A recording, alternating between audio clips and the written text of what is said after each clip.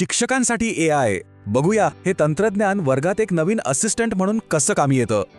पण सुरुवात करूया आजच्या शिक्षकांसमोरच्या एका मोठ्या समस्येपासून.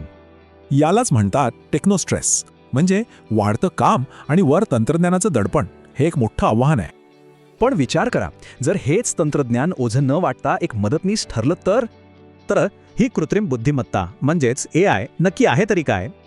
AIला एका हुशार पोपटासारखं समजा, ज्याने जगातली जवळजवळ सगळी पुस्तकं वाचली आहेत. तो स्वतःहून विचार करत नाही, पण माहिती एकत्र करून उत्तर द्यायला एकदम तयार असतो.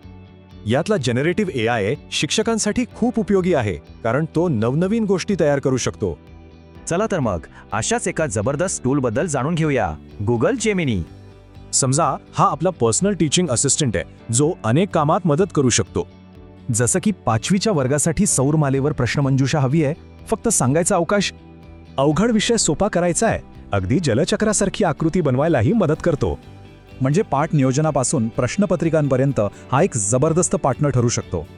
आणि सुरुवात करणं तर अगदीच सोपं आहे. फक्त या 4 स्टेप्स फॉलो करायच्या आहेत. एक महत्त्वाची टिप, गोपनीयतेसाठी जेमिनी ॲप्स ॲक्टिव्हिटी बंद ठेवण्याचा पर्यायही आहे. हे लक्षात घ्या, AI शिक्षकांची जागा घेण्यासाठी नाही, तर त्यांना अधिक सक्षम करण्यासाठी आहे. यामुळे शिक्षकांचा वेळ वाचतो आणि ते विद्यार्थ्यांवर अधिक लक्ष देऊ शकतात. तर मग हा नवीन पार्टनर मदतीला तयार आहे. त्याला पहिलं काम काय देणार?